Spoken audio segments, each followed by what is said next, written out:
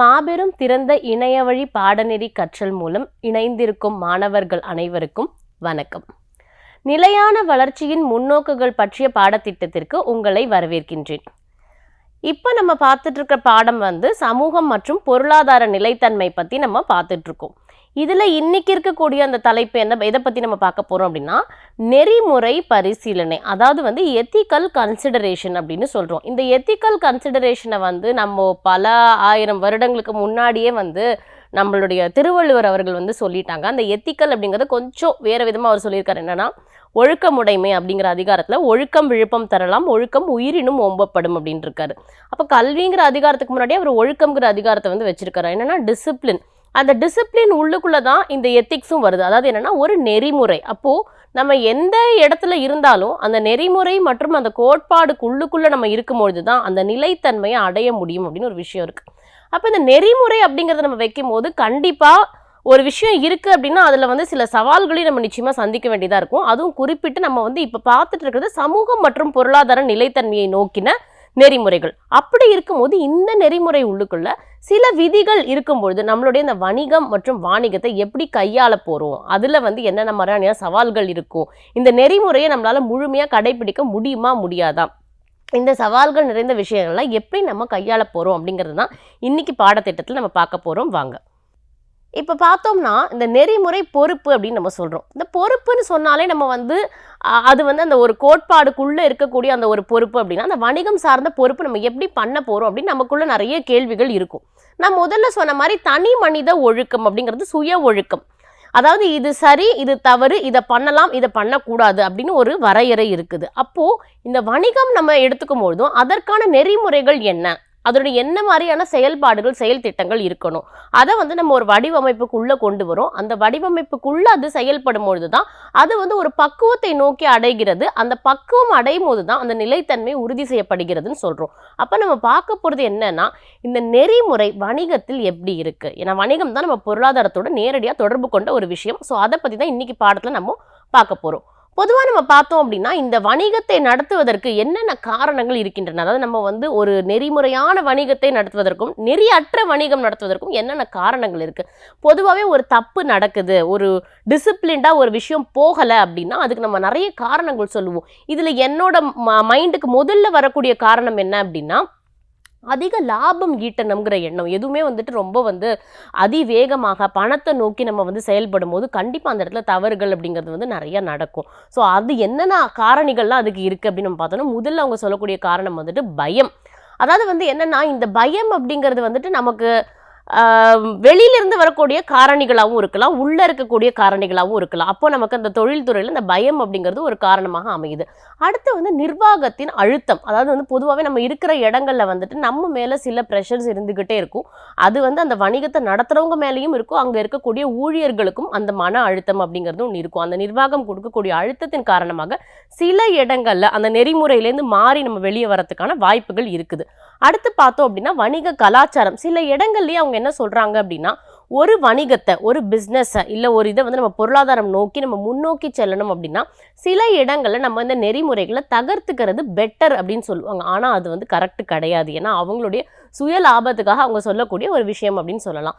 அடுத்து பேராசை. நான் முதல்ல சொன்ன மாதிரி அதிக பணம் ஈட்டக்கூடிய எண்ணம் நமக்குள்ளே வந்துருச்சு அப்படின்னா நிச்சயமாக இந்த பேராசை அப்படிங்கிறது நம்மளுக்கு உள்ளே வந்துடும். அது நம்ம என்ன பண்ணினாலும் அது தப்பு இல்லை அப்படிங்கிற ஒரு உள்ளுணர்வு நமக்கு உருவாகிடும். அதே மாதிரி சட்டம் இல்லாமை. இப்போது என்ன வேணாலும் பண்ணலாம் அப்படின்னு ஒன்று இருக்குது வேற. அப்படி பண்ணினா அதுக்கு சட்ட ரீதியாக சில தண்டனைகள் இருக்குது அப்படின்னு வரும்போது சில இடங்களில் சில தவறுகள் குறைக்கப்படும்.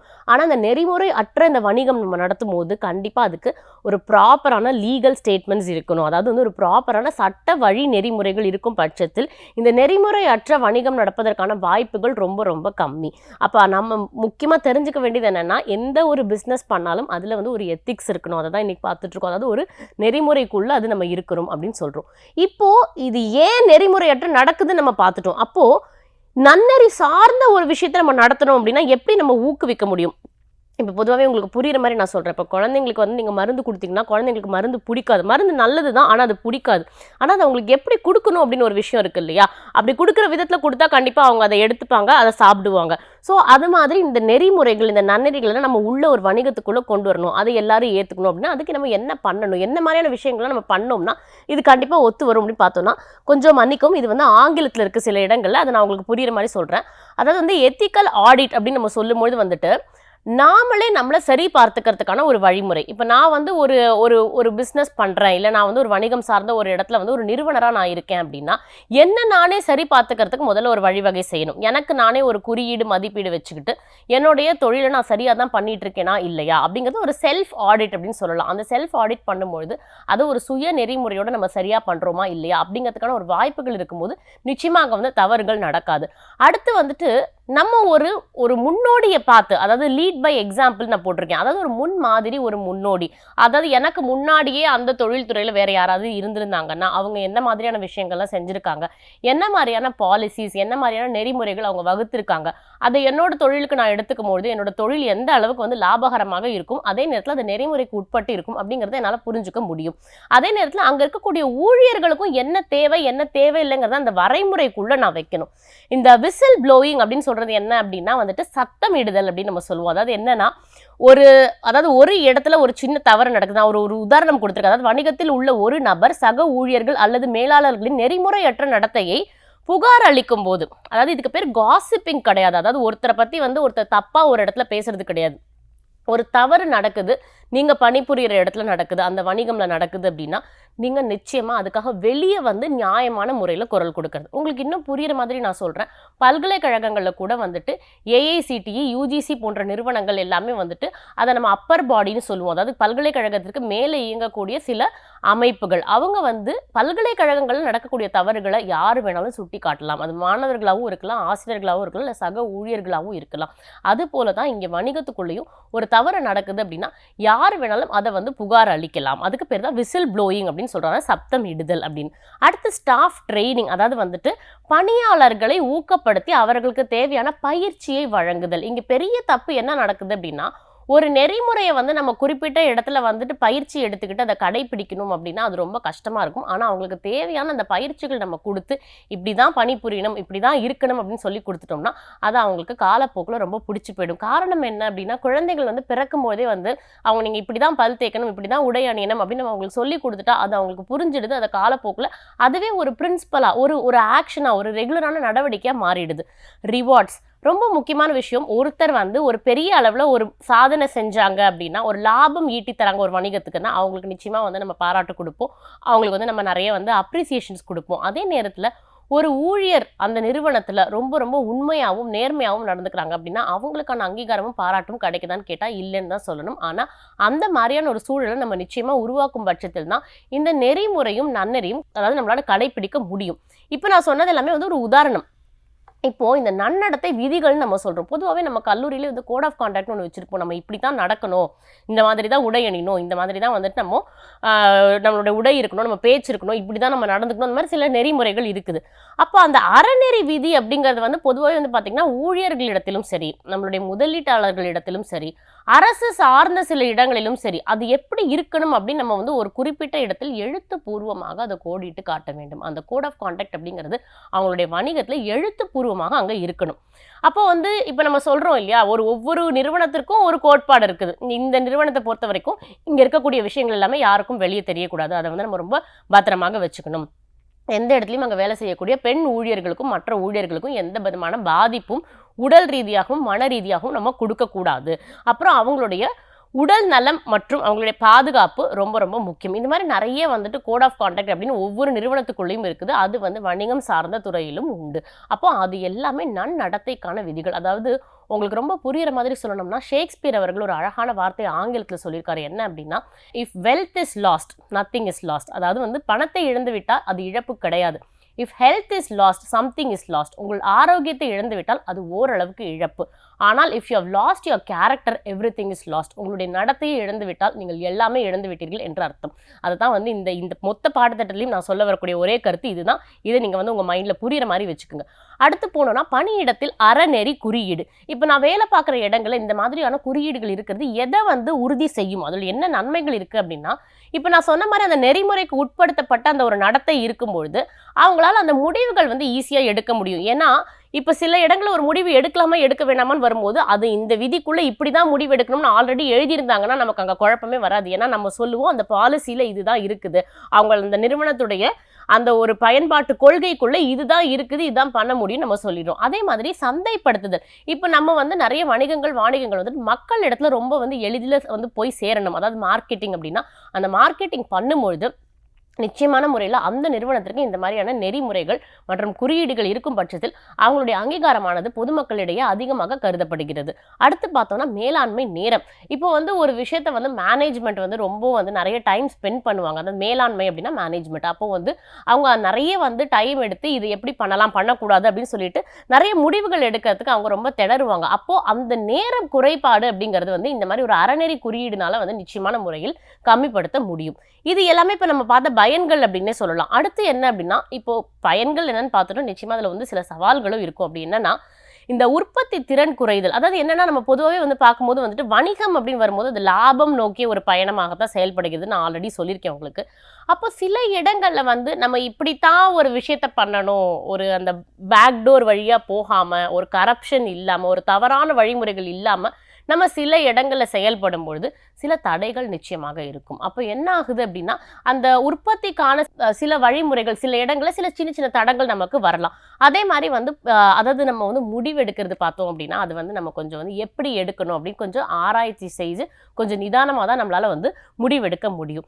அதே மாதிரி மோசமான தொழில் உறவுகள். அதாவது என்னன்னா, நம்ம இந்த மாதிரி இருக்கிறதுனால ஒரு நன்னெறி கொள்கையை நம்ம வந்து அறிமுகப்படுத்தும் போது என்ன ஆகும் அப்படின்னா, எல்லாருமே அந்த இடத்துல ரொம்ப ரொம்ப பாசிட்டிவான சரியான நபர்களாக இருப்பாங்கன்னு சொல்ல முடியாது. அப்போ வந்து சில இடங்கள்ல சில விரிசல்கள் உருவாகிறதுக்கான வாய்ப்புகள் இருக்கு. இதெல்லாம் நம்ம சந்திக்கக்கூடிய சவால்கள் அப்படின்னு சொல்லலாம்.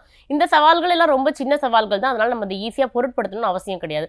இப்போ ரொம்ப ரொம்ப முக்கியமான ஒரு விஷயம் என்ன அப்படின்னா, ஒரு நிறுவனம் இந்த கொள்கைகளோட சேர்ந்து அவங்களுடைய பங்குதாரர்களை சந்திக்க போறாங்க அப்படின்னா, அந்த பங்குதாரர்கள் அதாவது ஸ்டாக் ஹோல்டர்ஸ் அவங்களுக்கு என்ன மாதிரியான சமூக பொறுப்பு இருக்குது அப்படின்னு நம்ம பார்க்கணும். இதுல ரொம்ப பார்க்க வேண்டிய விஷயம் என்னன்னா, முதல்ல வந்து யாரெல்லாம் இதில் இன்வால்வ் ஆயிருக்காங்க, அதாவது வந்து ஒரு வணிகம் சார்ந்ததில் யாரெல்லாம் வந்துட்டு முதல்ல முக்கியமான பங்களிக்கக்கூடிய நபர்களாக இருக்காங்கன்னா, நிச்சயமாக அந்த வணிகத்திற்கு முதலீட்டாளர்கள் அவங்க தான் நிறுவனர்கள். அடுத்து வந்து ஊழியர்கள், அடுத்து நுகர்வோர், அது நம்ம தான் அந்த கன்சியூமர்ஸ் ஆர் கிளைண்ட்ஸ். அடுத்து சப்ளையர்கள், இது ஒரு இடத்துலேருந்து இன்னொரு இடத்துக்கு எடுத்து செல்பவர்களை நம்ம சப்ளையர்கள்னு சொல்கிறோம். அடுத்து அரசு தான் வந்து அதுக்கான பொருளுக்கான விலையை நிர்ணயித்து அதுக்கான வரியும் அவங்க நிர்ணயிக்கிறாங்க. அடுத்து கடைசியாக இருக்குது வந்துட்டு அந்த சமூகம், ஒரு குறிப்பிட்ட சமூகம் சார்ந்த இடங்களுக்கு தான் நம்ம வந்து இதை எடுத்து செல்கிறோம். ஸோ இவங்க எல்லாருமே அந்த கட்டமைப்புக்குள்ளே வந்துடுறாங்க. இதில் நம்ம ஒருத்தரையாக பார்ப்போம் யார் யார் வந்து எப்படிலாம் வந்து அவங்களுடைய அந்த ரோல், அவங்களுடைய பங்களிப்பு எப்படி இருக்குது அப்படிங்கிறத நம்ம பார்த்தோம் அப்படின்னா, இப்போ முதல்ல வணிகம் நேர்மையான மற்றும் வெளிப்படையான நிதி தகவல்களை வழங்குகிறது. நான் முதல்ல சொன்ன மாதிரி வந்துட்டு இந்த முதலீட்டாளர்கள் கையில் தான் வந்துட்டு அவங்க அந்த நன்னெறியை பின்பற்றினால் எப்படி இருக்கும்னு நான் சொல்ல போகிறேன். இப்போ ஒவ்வொருத்தருமே அந்த நன்னெறிக்குள்ளே வந்தாங்க அப்படின்னா அவங்களால நிச்சயமாக முதல்ல எங்களுடைய வணிகம் நேர்மையாக இவ்வளவு லாபத்தை சந்தித்து கொண்டிருக்கிறது அப்படின்னு உங்களால் உண்மையை முதல்ல சொல்ல முடியும். அதே மாதிரி வந்து அந்த மூத்த நிர்வாகிகள் இருக்கும்போது அப்படின்னு நம்ம பார்த்தோம் அப்படின்னா வந்துட்டு அங்கே அந்த போனஸ் பிரச்சனைகள் அந்த மாதிரியான சில பிரச்சனைகள்லாம் வந்து வர்றதுக்கான வாய்ப்புகள் கொஞ்சம் கம்மி. ஏன்னா முதலீட்டாளர்கள் அந்த நெறிமுறைக்குள்ளே நடக்கும்போது நிச்சயமாக அவங்க எந்த தவறும் பண்ண மாட்டாங்க. அடுத்து வந்து வணிகம் வந்து லாபமாக இருக்கும் பொழுது, அதாவது ரொம்ப நம்ம நல்லா தெரிஞ்சுக்க வேண்டிய விஷயம் என்னன்னா, ஒரு நிறுவனம் லாபத்தை நோக்கி போய் கொண்டிருக்கிறது என்றால் நிச்சயமாக பங்குதாரர்களுக்கு அதில் நல்ல விதமான ஒரு லாபத்தை அவர்கள் கொடுப்பார்கள். இது எல்லாமே இந்த முதலீட்டாளர்கள் நெறிமுறைக்குள்ள இருந்தா மட்டும்தான், இல்லைன்னா இது நடக்கிறதுக்கான வாய்ப்புகள் இல்லை. அடுத்து நம்ம பார்த்தோம் அப்படின்னா ஊழியர்கள்ங்கிறது பொதுவாகவே நம்மளை கூட எடுத்துக்கலாம்னு வச்சுக்கோங்களேன். இது நம்ம வந்து நம்மளை ஒரு உதாரணமாக காட்டி நம்ம சொல்லுவோமே. இப்போ வந்து ஒரு பல்கலைக்கழகத்திலயோ இல்லை ஒரு இடங்கள்லையும் நம்ம வந்துட்டு ஊழியர்கள் நேர்மையாக இருக்காங்க அப்படின்னா அவங்க என்ன பண்ணுவாங்க? ஆக்சுவலாக அவங்களுக்கு நியாயமான ஊதியம் முதல்ல கிடைச்சிடும். அவங்க சரியான முறையில் இருக்காங்கன்னா அவங்க என்ன வேலை பார்க்குறாங்களோ அதுக்கான ஊதியம் அவங்களுக்கு கிடைச்சிடும். அடுத்து அவங்களுடைய ஆரோக்கியம் சார்ந்த விஷயங்கள் எல்லாமே வந்து அந்த நிறுவனமே அவங்களுக்காக முழுமையாக ஏற்றுக்கிறது. எல்லாத்தையும் தாண்டி அந்த டிஸ்கிரிமினேஷன், பாகுபாடு என்று சொல்லக்கூடிய விஷயங்கள் வந்து ஊழியர்களுக்கு இடையில வந்து இருக்காது. ஏன்னா அதை அந்த நிறுவனமும் உறுதி செய்கிறது. அங்கே இருக்கக்கூடிய பணியாளர்களும் நெறிமுறைக்கு உட்பட்டு இருக்கிறதுனால எந்த விதமான கொடுமையோ அல்லது பாதுகாப்பு சம்பந்த விஷயங்களோ அவங்களுக்கு நிச்சயமாக நடக்காது. அடுத்து நம்ம பார்க்க போனோம் அப்படின்னா நம்ம நுகர்வோர் அப்படின்னு நம்ம சொல்றது வந்துட்டு நம்மள தான். அந்த கிளையன்ட்ஸ் அண்ட் கன்சியூமர்ஸ் ஒரு வாணிகத்துக்குள்ள நம்ம வரோம் அப்படின்னா இதுல நம்ம நுகர்வோருக்கு இன்னைக்கு இருக்கக்கூடிய மிகப்பெரிய பிரச்சனை, நான் இந்த பாயிண்ட்ஸுக்கு வரதுக்கு முன்னாடி நான் சொல்றேன். பொதுவாகவே நம்ம ஒரு கடைகளில் போய் நம்ம வாங்குறோம் அப்படின்னா நம்ம ஒரு பொருள் வாங்குறோம்னா நம்ம முதல்ல என்ன பார்ப்போம் அப்படின்னா அந்த பொருளோட விலை எம்ஆர்பி என்ன அப்படின்னு நம்ம பார்ப்போம். அதுக்கப்புறம் மேக்ஸிமம் ரீட்டைல் ப்ரைஸ் என்ன நம்ம தெரிஞ்சுப்போம். அதுக்கப்புறம் அதோட எக்ஸ்பைரி டேட், அதோட கால வரையறை எவ்வளோ நாட்கள் இருக்கிறது அப்படின்னு நம்ம பார்ப்போம். அது வந்து நம்ம ஒரு உயர்தர இடத்துலேருந்து தான் உற்பத்தி ஆகி வருகுதா அப்படிங்கிறது அந்த பிராண்டிங் ஒன்று பார்ப்போம். அந்த பொருள் நம்ம எதுலேருந்து வாங்குறோம் அப்படின்னு. இப்படி நம்ம அது சரியான முறையில் பாதுகாப்பாக தயாரிக்கப்பட்டு தான் வருதா, இந்த மாதிரி நிறைய விஷயங்கள் நம்ம வந்து பொதுவாக பார்க்குறோம். அது நம்ம பெரிய பெரிய கடைகளில் தான் வாங்குவோம் அப்படிங்கிற ஒரு மனப்போக்குலையும் நம்ம இருக்கோம். ஆனால் பொதுவாகவே நம்ம பார்க்க போனோம் அப்படின்னா ஒரு பொருள் வந்து எந்த இடத்துலேருந்து உற்பத்தி செய்யப்பட்டு வருகிறது அப்படிங்கிறது தான் வந்து முதல்ல நம்ம பார்க்க வேண்டிய விஷயம். அப்புறம் அதுக்கான இடைத்தரகர்கள் யார் யார் இருக்காங்க, அவங்க என்னென்ன மாதிரியான விலைகளை நிர்ணயம் செய்கிறாங்க, அப்போ அது நம்ம கிட்ட வரும்போது என்ன விலைக்கு வந்து சேருகிறது, இது எல்லாத்தையும் தாண்டி நம்ம பார்க்க வேண்டிய விஷயம் சுற்றுச்சூழல் மற்றும் மாசு கட்டுப்பாடு இல்லாமல் அது ஒரு நல்ல பொருளாக நம்ம கிட்ட வருதா இல்லையாங்கிறது தான் ரொம்ப ரொம்ப முக்கியம். இதில் வந்து ஏதாவது நமக்கு பிரச்சனைகள் வரும்பொழுது நியாயமான முறையில் ஆஸ் அ கன்சியூமர், அவங்க எல்லாருக்குமே கன்சியூமர் ஆக்ட் பற்றி தெரிஞ்சிருக்கும்னு நினைக்கிறேன். ஒரு நுகர்வோராக நமக்கான பிரச்சனைகள் வெளியே சொல்லும்பொழுது அந்த நெறிமுறைக்கு உட்பட்டு இருக்கக்கூடிய நிறுவனமாக இருந்தால் நம்ம கொடுக்கக்கூடிய புகார்களை அவங்க சரியான முறையில் எடுத்துப்பாங்க. அடுத்து பார்த்தோம் அப்படின்னா நம்ம பார்க்க போகிறது வந்து சப்ளையர்கள்.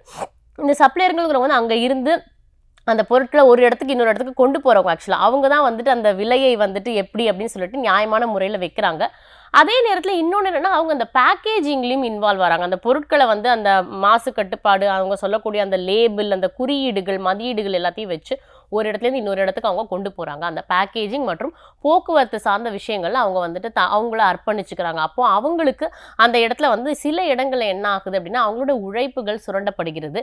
சில நேரத்தில் இந்த சப்ளையர்களும் சில தவறுகளை செய்கிறாங்க. அப்போ வந்து என்ன ஆகுதுன்னா ரெண்டு இடத்துலையுமே வந்து அந்த பாதிப்புகள் வந்து சரியான விதத்தில் நடக்குது. அப்போ அந்த நெறிமுறை அப்படிங்கிறது வந்து ஒவ்வொரு குறிப்பிட்ட ஆட்களுக்கும் அந்த இப்போ நான் வந்து உங்களுக்கு ஒரு உதாரணம் எடுத்து சொல்லிட்டு இருக்கேன். அதாவது நெறிமுறைங்கிறது ஒரு வணிகத்துக்குள்ள எப்படி இருக்கணுங்கிற உதாரணம் தான் நான் இப்போ சொல்லிட்டு இருக்கேன். அப்போ இவங்களுக்குள்ளேயும் அந்த தொடர் சங்கிலி எப்படி இருக்கணும் அப்படிங்கிறத நம்ம பார்த்துட்டு இருக்கோம். அடுத்து நம்ம பார்க்க போனோம்னா அரசு. இந்த அரசு அப்படின்னு வரும்போது வந்து நம்ம பொதுவாகவே பார்த்தோம்னா அந்த வரி அதுதான் நம்ம வந்து ரொம்ப கரெக்டான நேரத்தில் அந்த நிறுவனம் செலுத்துறாங்களா இல்லையாங்கிறதே வந்து அந்த நிறுவனத்துடைய முழுமையான அடையாளத்தை நமக்கு சொல்லிடும். அதாவது இந்த நிறுவனம் நல்ல நிறுவனமா இல்லையா அப்படிங்கிறது. அதை தாண்டி அடுத்து பார்த்தோம் அப்படின்னா இது வந்து என்னென்ன சட்டத்துக்கு உட்பட்டு இயங்குகிறது அப்படின்னு நமக்கு ஒரு சின்ன ஒரு பதட்டம் இருக்கும். அவங்க சரியான முறையில் தான் இயங்குறாங்களா இல்லையா அப்படின்ட்டு. அது தாண்டி நம்ம வந்து இந்த நிறுவனத்தில் என்னென்ன மாதிரியான மானியங்கள் அரசு அவங்களுக்கு கொடுக்குறாங்க. இப்போ ஒரு உதாரணத்துக்கு சொல்றேன்னா இது வந்து ஒரு பசுமை சார்ந்த ஒரு நிறுவனமாக இருக்கிற பட்சத்தில் அவங்களுக்கு என்னென்ன மாதிரியான மானியங்கள் அரசு கொடுக்குறாங்க, சூரிய சக்தி பயன்படுத்தினா அவங்களுக்கு என்ன மானியம் கிடைக்குது, இது மாதிரியான நிறைய விஷயங்கள் வந்து அந்த நிறுவனத்துடைய அடிப்படை அந்த உண்மைத்தன்மையை நம்மளால புரிஞ்சுக்கிறதுக்கு ரொம்பவே வந்து உதவியாக இருக்கும் அப்படின்னு சொல்லலாம்.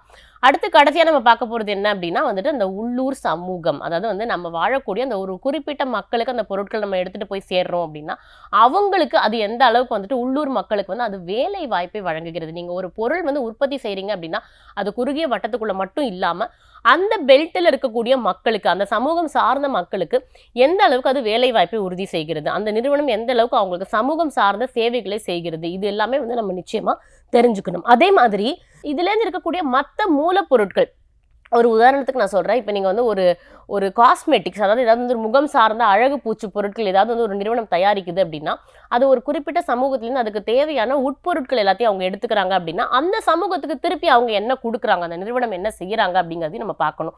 இப்போ வந்து இந்த வேப்பிலைகள், அந்த பச்சை இலைகள், அந்த மாதிரி இலைகள் எல்லாத்தையுமே எடுத்து நம்ம ஒரு பொருள் தயாரிக்கிறோம் அப்படின்னா அது எங்கேருந்து நம்ம எடுக்கிறோமோ அந்த சமூகத்துக்கும் நம்ம கொஞ்சம் உண்மையாகவும் பொறுப்புணர்வோடும் நடந்து கொள்ளும் போது அந்த நிலைத்தன்மையை நம்மளால நிச்சயமாக வந்து உறுதி செய்ய முடியும். அதே மாதிரி வந்து இந்த உள்ளூர் சமூகத்தில் பணத்தை முதலீடு செய்கிறது. இந்த மாதிரி இருக்கிறவங்களுக்கு வந்து நம்ம ஒரு குறிப்பிட்ட இன்வெஸ்ட்மெண்ட் அந்த நிறுவனம் பண்ணுதா இல்லையா? ஏன்னா அவங்களுடைய வாழ்வாதாரம் அப்படிங்கிறது தான் நான் முதலே சொன்ன மாதிரி நம்மளும் வாழணும், நம்ம கூட இருக்கிறவங்களையும் சேர்த்து நம்ம வாழறதுக்கு எடுத்துட்டு போகணும். அதுதான் வந்து நிலைத்தன்மை அப்படிங்கிறது. அப்போதான் வந்து ஒரு பல தலைமுறைகள் கடந்து நம்ம வந்து ஒரு போட்டி நிறைந்த உலகத்தை பார்க்காம ஒரு பொறுப்புணர்வு நிறைந்த உலகத்தை நம்மளால பார்க்க முடியும்.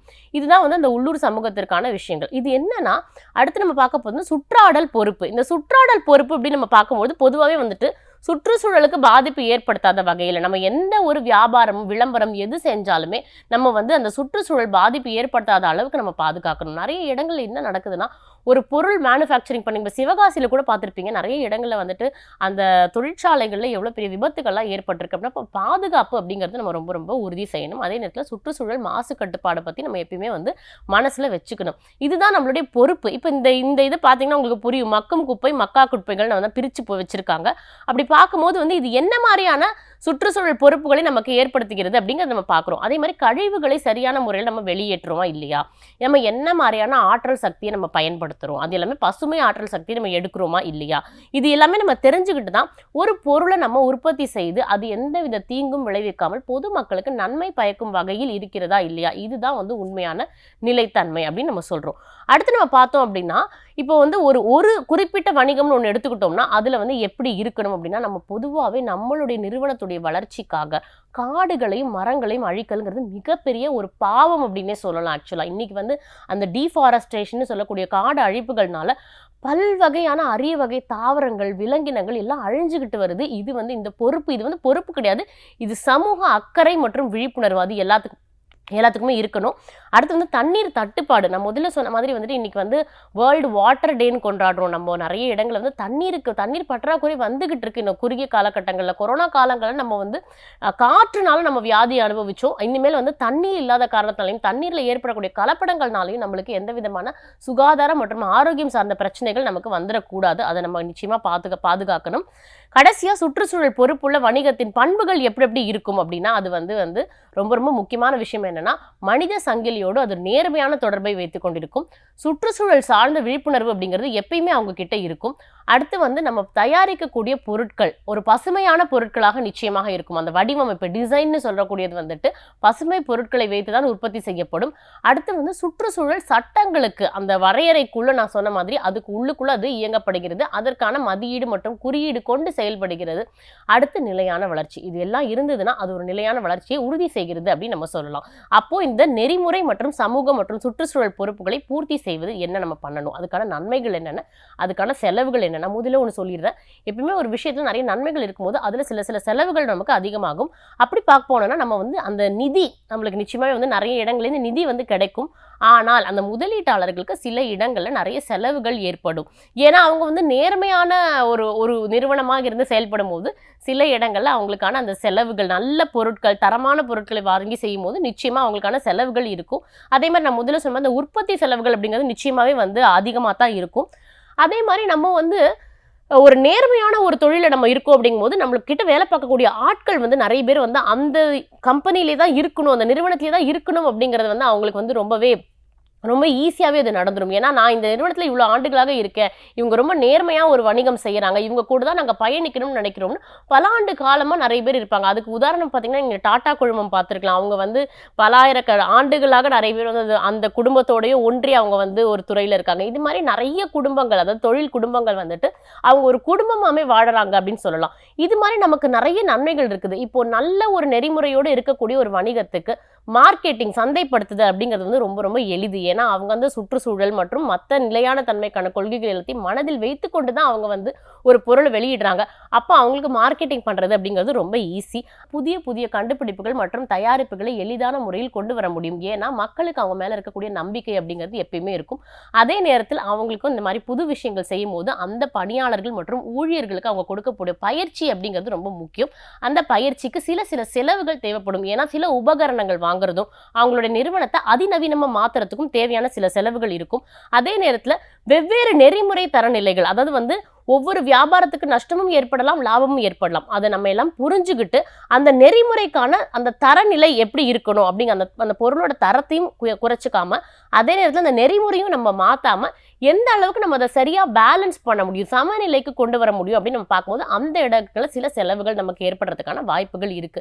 இதெல்லாம் செலவுகள் இருக்கக்கூடிய ஒரு இடம் அப்படின்னு நம்ம சொல்லலாம். அப்ப பொதுவாகவே அந்த நெறிமுறை அப்படிங்கிற ஒரு விஷயத்தை நம்ம மனசுல வச்சுக்கும் போது நம்ம ஞாபகம் வச்சுக்க வேண்டிய வார்த்தைகள் முதல்ல என்னென்ன அப்படின்னா, இதுல ரொம்ப ரொம்ப நியாயமானது அந்த வணிகம் சார்ந்த நெறிமுறை.